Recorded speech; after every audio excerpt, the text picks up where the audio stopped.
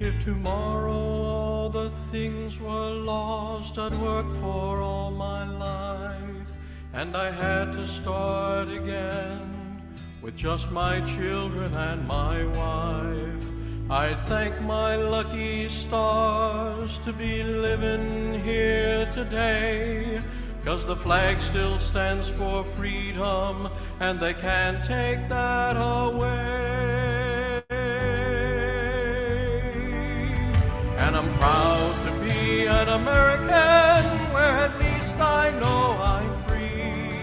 And I won't forget the men who died and gave that right to me. And I'd gladly stand up next to you and defend her still today. 'Cause there ain't no doubt I love this land. God bless the USA. Well, that is really an appropriate song today. Of course, this is Veterans Day, and I want to pay tribute to all the veterans out there, because without you, we would not have this American scripture. We would not have this great country that you fought and died for, so many people. And just like I said, I want to pay tribute to all the veterans out there today. Well, as we've said, we are going through the what I call the American Scripture, the Declaration of Independence, Constitution of the United States, and the Bill of Rights. And we have gone through the Declaration of Independence. We've talked about the summer of '87, how the Constitution was written and how it was formed. So we're going to spend about a month and a half or so actually going through the Constitution. Now, this is not an American government class, so I'm not going to get involved in things like how bills become a law and stuff, because frankly, I mean, I think probably most of us have some idea about that anyway. So we're going to be looking at some of the maybe things that you don't really think about too much when you think about the legislative branch, the executive branch, the judicial branch. So, with that being said, let's have a trivia question. This one's a little bit different. This one is kind of current events. We all know, of course, by now that Donald Trump was victorious last week over Kamala Harris in last week's presidential election. But do you know who had the most popular votes nationally amongst the also ran? There were lots of people on the presidential ballot. Who in the nation had the most popular votes? Was it, besides the two obvious ones, was it Robert Kennedy Jr., who ran as an independent?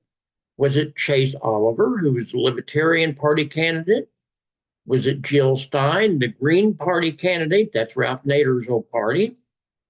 Or was it Randall Terry, who represented the Constitution Party? These are kind of the four big also rans. So,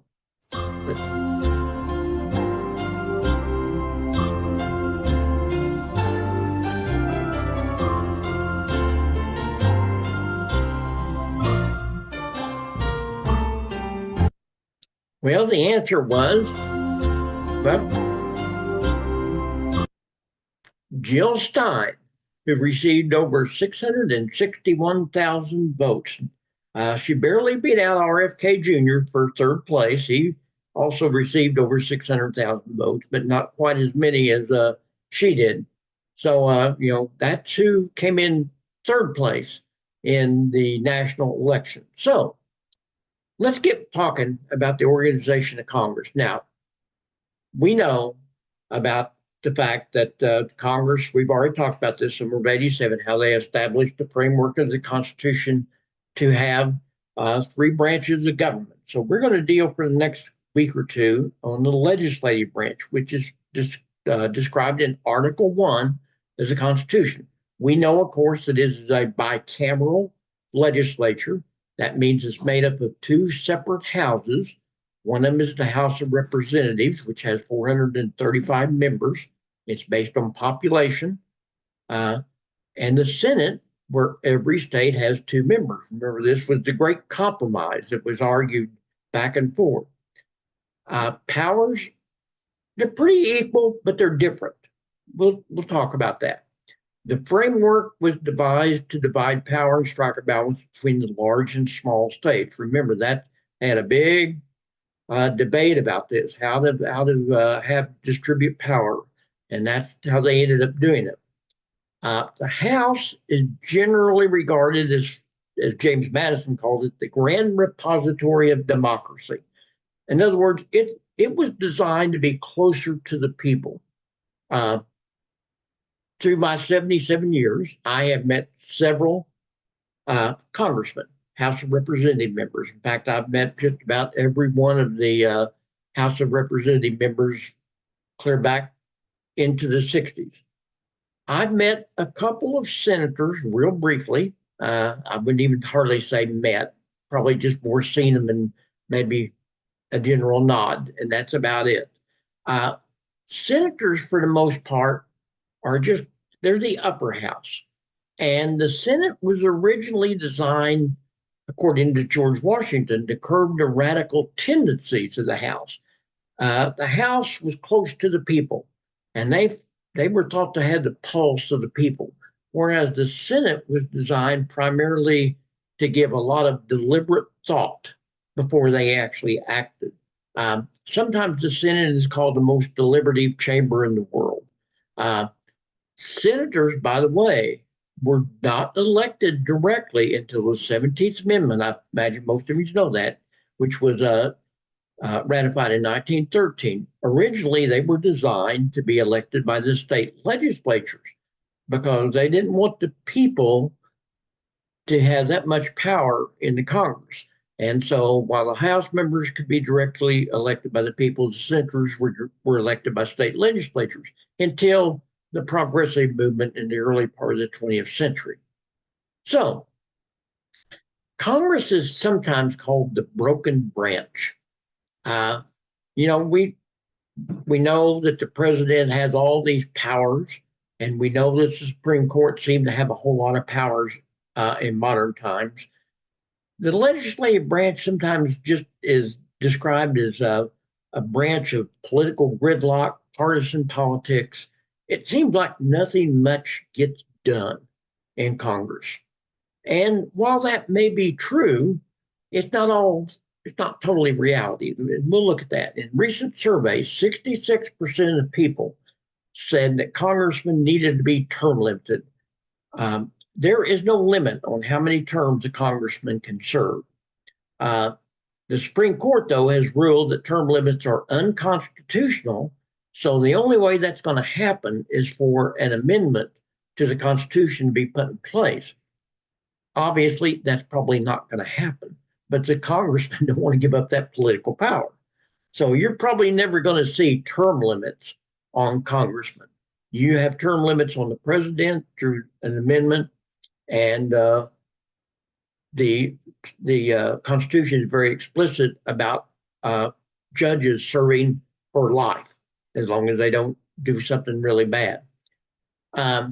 Only 16% of people in this same survey that said they wanted term limits expressed confidence in Congress.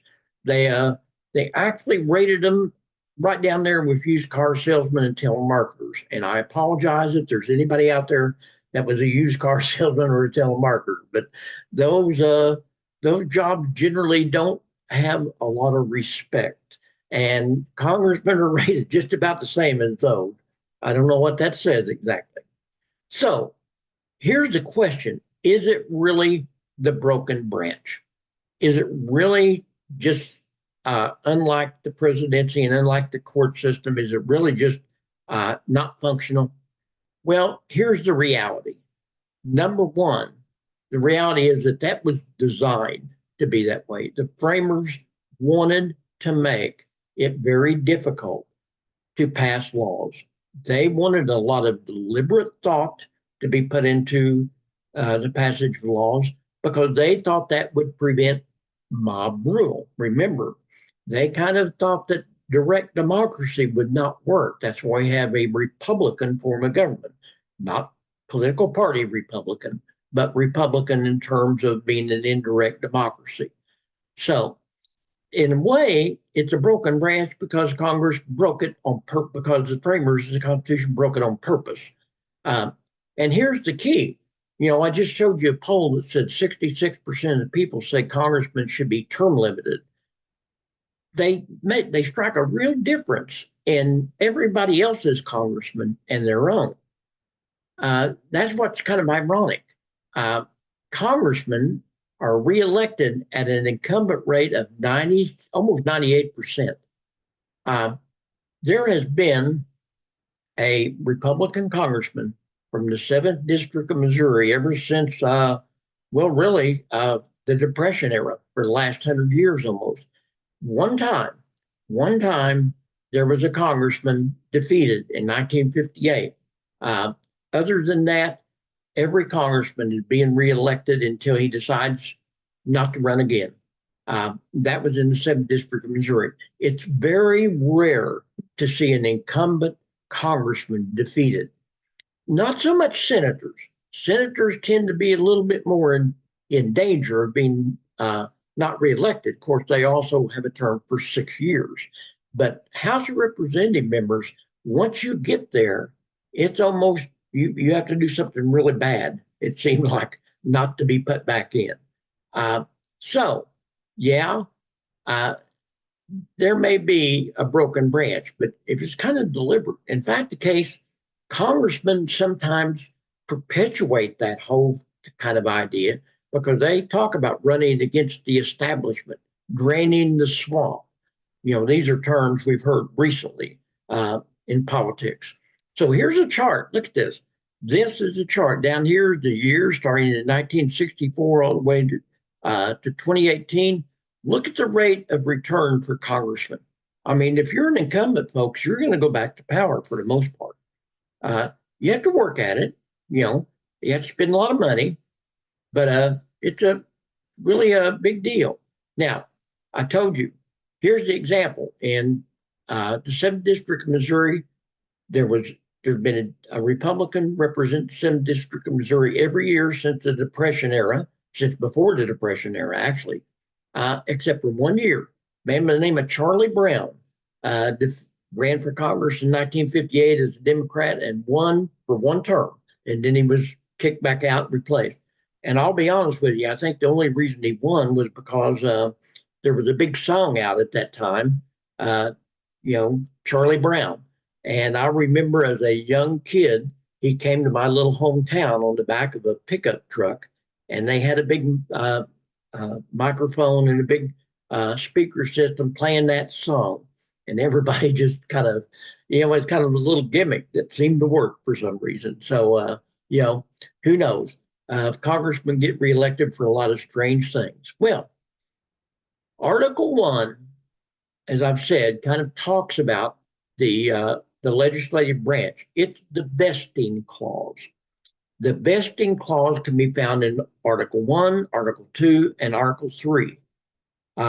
This is how we have the separation of powers, because in Article 1, Section 1, it vests all the legislative power in the Congress and establishes that Congress can consist of the House, Representative, Senate.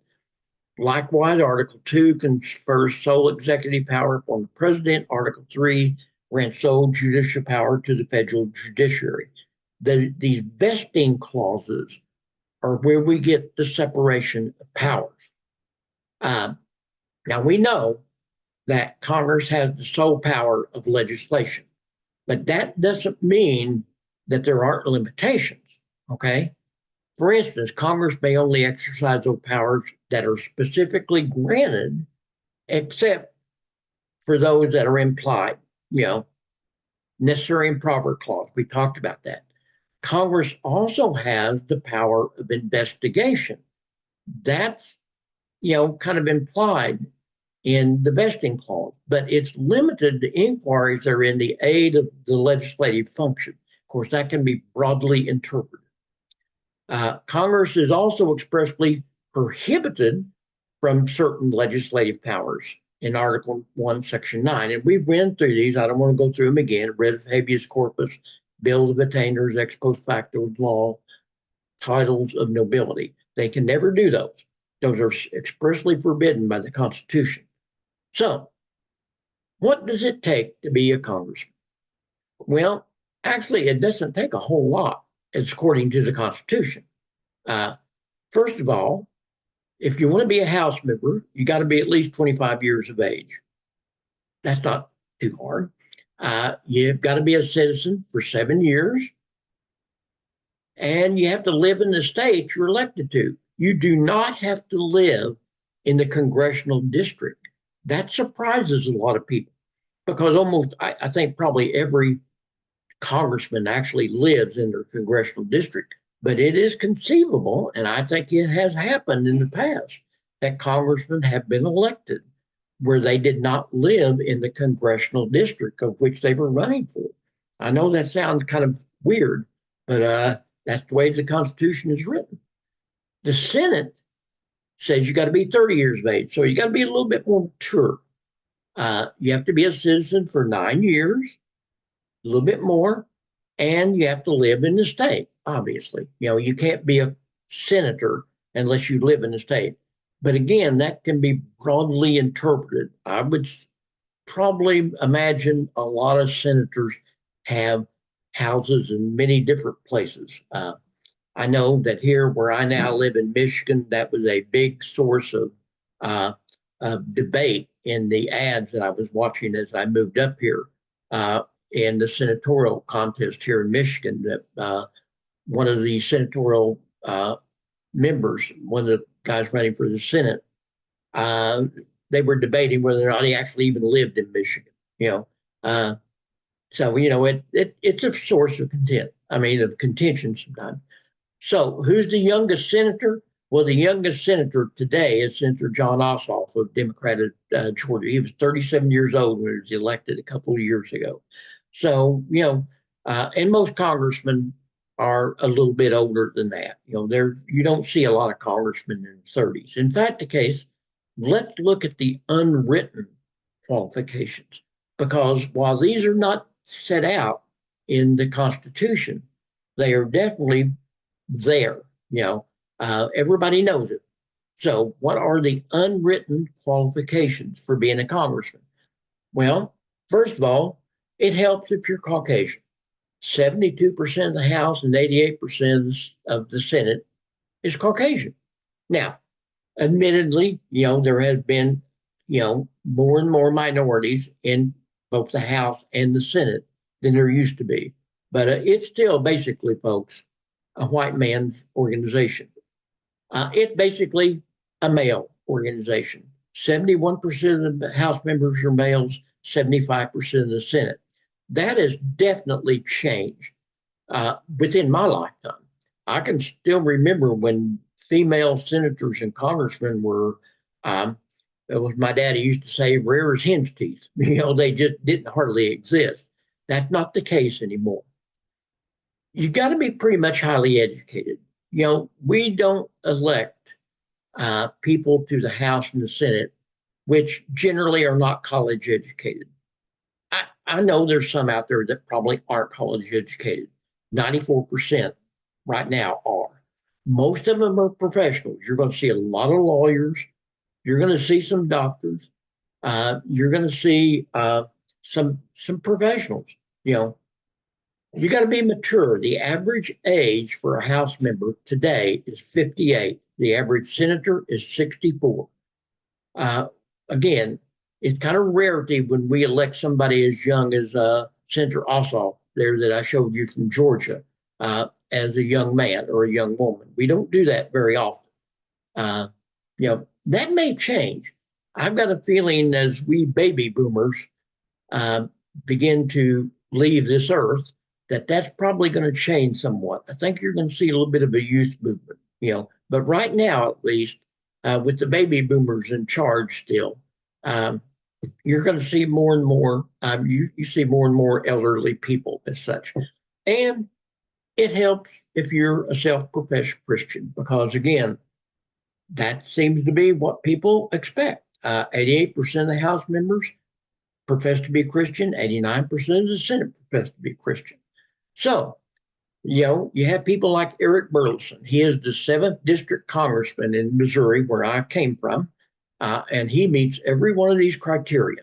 Maybe a little bit younger. I'm not sure he's 58. I think he's probably in his late 40s. He's a little bit young, but he definitely meets all these other qualifications, and very typical of congressmen. There's one other unwritten qualification: money. Okay. We know this. if you're going to be a congressman, and particularly if you're going to be a senator, you either have to be independently wealthy or you have to have access to money. That is, you have to have people backing you that have money. You just cannot be a senator without money. And it's pretty difficult to be a House member without money. The average cost of the House election is well over $1 million a year now. So if you want to be elected to the House, you better be prepared to spend about $1 million. Yeah. Uh, Obviously, most people don't spend their own money. There are some that do.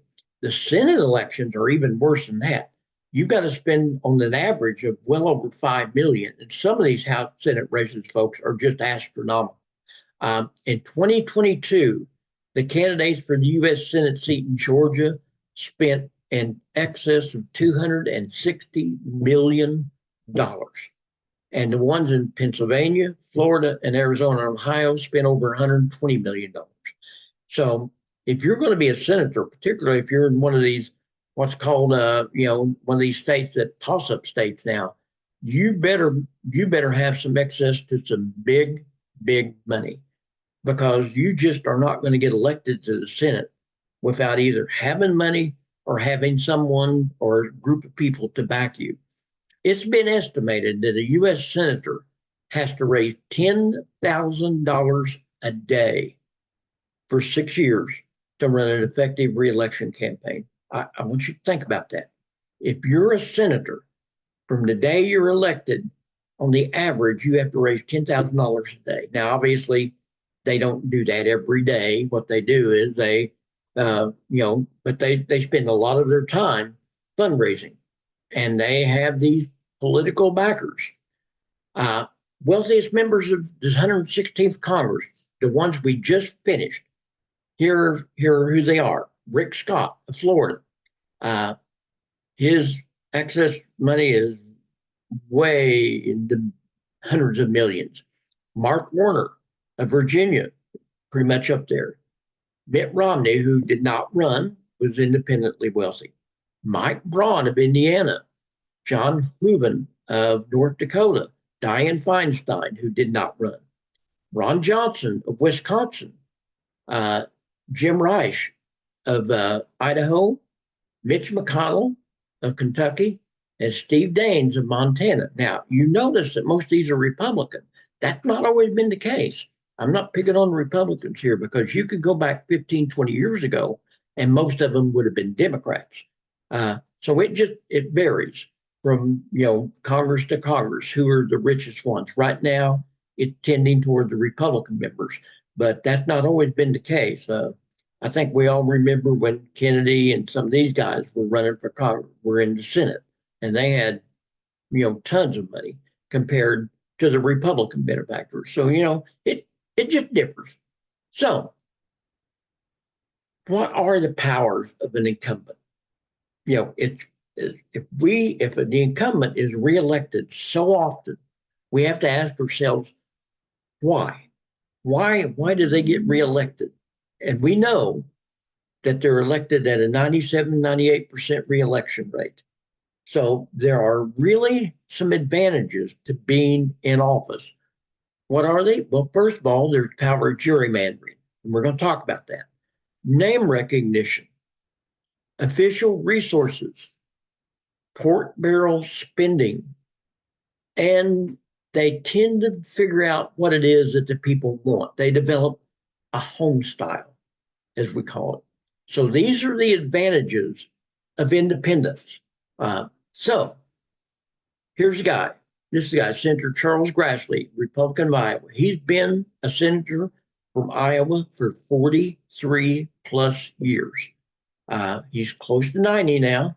I don't know that he's going to run next time, but he seems to be still pretty sharp and with it, and he's a highly respected member of the Senate on both parties. This goes all the way back to the 70s when there was a big scandal. Some of you may remember it. And somebody tried to bribe Charles Grassley on film. And he just immediately got up and left and reported it to the FBI. It's probably the best thing he ever did because it was on film and people said, hey, this guy obviously is an honest man because they were trying to bribe him for a lot of money. And he said, absolutely not. I didn't know this is what you were here for. I'm leaving, and walked out and reported it to the FBI. And as a result, people in Iowa love this guy, and they keep reelecting him because they know he's an honest man. Okay, so the first one was gerrymandering. What is gerrymandering? It's kind of a complex thing, but it's really important. It's a process where congressional districts are drawn in such a bizarre or unusual shape to make it easier for the candidate of one party to win re-election. Now, Section 2 mandates of the Constitution mandates that districts have to be redistricted every 10 years. That is the purpose of the census. The census is done for a lot of reasons, but the primary constitutional reason it's done is to determine how many people are in the state, so we will know how many congressmen that state gets, as representative. Who does the redistricting? The state legislatures. So it's really to an advantage for the political parties to control the state legislatures, particularly at the time period when the census is complete. So that's why there's such an emphasis sometimes on state legislatures. Now, Supreme Court's weighed in on this, and they've said that the districts have to reflect one man, one vote. This is a decision called Baker versus Carr. It says it doesn't matter how they're drawn as long as it represents one man and one vote. They've also ruled that you can't design districts purely along racial lines. They said that's totally unconstitutional. They ruled that in 1993. So here's an example, South Carolina. Now look at this. You might say that's kind of a weird looking congressional district. You will notice that basically all the interior big cities in South Carolina are in one congressional district. It is no accident, folks, that this congressional district has a high majority of African Americans. You see what's happened here? What they've done is they have drawn a congressional district, putting all their opponents into one congressional district. That way, this is the 12th district. That way, the other districts can be primarily non-African American, Republican, Democrat. That's exactly the way it was drawn that way. So how's this done? Let's look here. Now, this is kind of complex, but if you look at this one chart down here, if the red represents one party and the blue represents another, let's say that the state gets 4 congressional districts and the population is equally divided between Republicans and Democrats, which this map is. So you could draw a map, a congressional district map, just like that, representing equal number of Democrats and Republicans. Here's the problem. You don't know for sure. There's a 50-50 chance if you do that,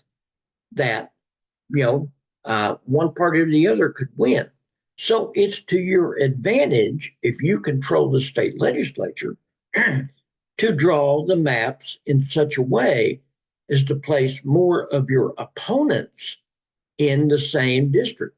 So here's an example of how you could draw the same map in a different configuration where you would have almost a certainty of winning 3 of the 4, as opposed to placing all of your opponents in one congressional district. That's called gerrymandering. It's a little complex, but it's done all the time. Now, is it legal? Well, the Supreme Court has ruled it can't be done for racial causes. The problem is that's pretty hard to prove sometimes. Other than that, as long as it represents one man, one vote, it's legal. So it's gerrymandering is one of those things that's kind of a little tricky about whether or not it's really legal or not. Okay, name recognition.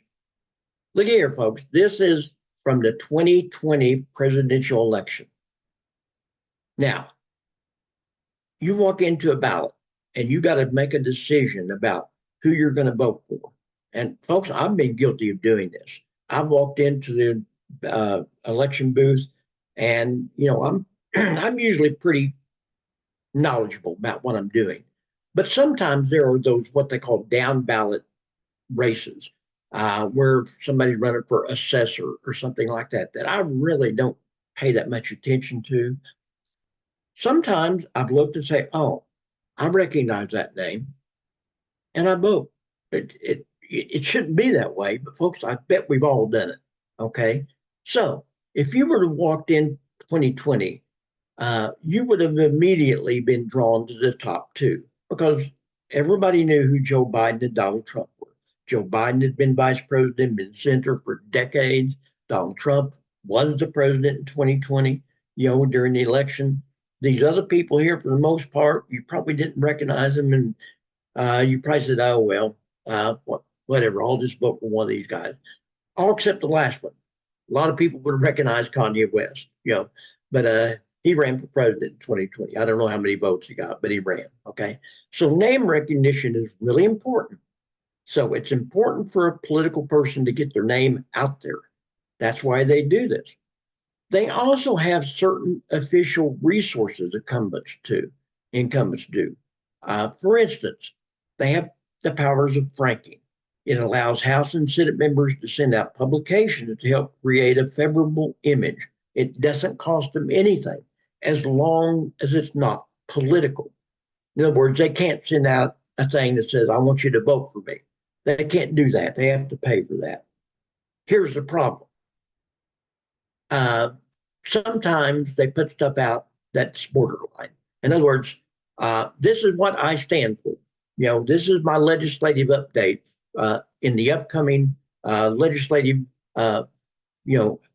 agenda, and this is what I want to do. Da da da da da da da. Well, that's not quite political. They're not asking you to vote. He's just basically telling you what is your congressman he's going to support. But it kind of serves the same purposes. Obviously, they have 1-800 numbers to their office, and now they have websites, and they all do Facebook and all these other social media stuff. They have C-SPAN, they have their own TV station. I don't know if anybody watches them, but they're there. General allowances for offices and staffs.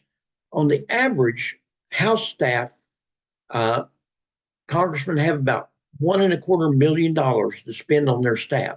Generally, a congressman will have at least one legislative office in their district. Many times they will have two. In the 7th District of Missouri, where I came from, there was the congressman has one in Springfield, one in Joplin, and they're paid for by the government. Senators have $3 million. And again, senators generally have several different offices throughout the state. And those offices are set up to allow people to contact their senators and for senators to do certain things for them, as we'll see here in a minute. They also have general allowances for travel between Washington and their home district. They can hop a government flight pretty easy, and get back to their home district. Here's an example of franking. Okay. When I was principal of Republic High School in Republic, Missouri, I received this letter from our House of Representative members, Roy Blunt. He was a congressman then before he became a senator. And it was an official letter. It didn't have anything to do with politics. It had to do with something that he was letting us know that he was going to do. Actually, as I recall, it had something to do with the fact he was going to actually be there. And you can see that he didn't have to pay for that. He just signed his name. He actually didn't sign it and stamp. But down there, MC, member of Congress, so they don't have to pay for this, So they have a lot of official resources. Now, here's a biggie. If you're a congressman or if you're a senator, you have the power of as an incumbent of pork barrel spending. What does this mean? That means if you can pass legislation that brings jobs or services to your constituents, this is really, really important because you can go back home and say, hey, you know, we're building a brand new so and so. And, this is going to be a lot of jobs and we're going to, it's going to bring services to you. This is, this is really important. That a congressman be able to do this. It's called bringing home the bacon, you know, port barrel spending. Uh, Here's some examples of the ways Ozarkers have benefited from port barrel spending. And again, I go back to my own home district. Military installations, Corps of Engineer dams. If you know anything about the Ozarks, you know there's dams all over the place. They dammed every river they could for a while. Highway construction, post office construction, airport construction. So here's examples. This is an example of recent port barrel spending in Missouri in the 7th Congressional District, sometimes in the 6th. This is an innovation center. This is a brand new terminal at the airport. Pardon me, that's the Jordan Valley Innovation Center, which was done. It's called the Roy Blunt Jordan Valley Innovation Center, which does some high-tech stuff in downtown Springfield. And then you've got over in the 6th district, you've got the big Air Force base up around, okay, forgot, up in central Missouri. And of course, you have Fort Leonard Wood. These have been there for quite some time, but they're all examples. They bring a whole lot of jobs to the Ozarks. And, the congressman can come back and say, hey, guess what, folks? I got this Air Force base built. By the way, there's an example. The stealth bombers are located in the Ozarks. Why? Because a man by the name of Ike Skelton was the congressman, and he happened to be in charge of the Armed Services Committee. So when they decided to place the stealth bombers somewhere, guess where they decided to place them? In Missouri, in his home district. That's an example of port barrel spending. There's nothing illegal about it, and there's nothing even unethical about it. It happens all the time. Every congressman does it. There's not one of them that doesn't. So, I don't want to imply that there's anything going on here shady. I mean, that's just the way it is. That's port barrel spending. Now, again, if you're an incumbent, you learn pretty fast what it is that your people want you to be. And so I guess what I'm saying is you sometimes develop a certain image. So again, I go back to my own home district of the Ozarks. If you're wanting to be a congressman from the Ozarks, here's the kind of things you want to do. You want to be seen on a farm wearing blue jeans. It's a very rural part of the state.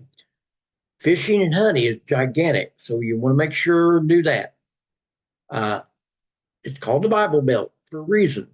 You better go to church. It's very family oriented. You need to be seen with your family, and you just need to be seen. These congressmen understand that if they're going to be reelected, they need to get out and touch base with the people. So here's an examples of our last two congressmen. Here was the one that was before our current congressman, a man by the name of Billy Long. He was an auctioneer. He was one of the non-professionals that was in Congress.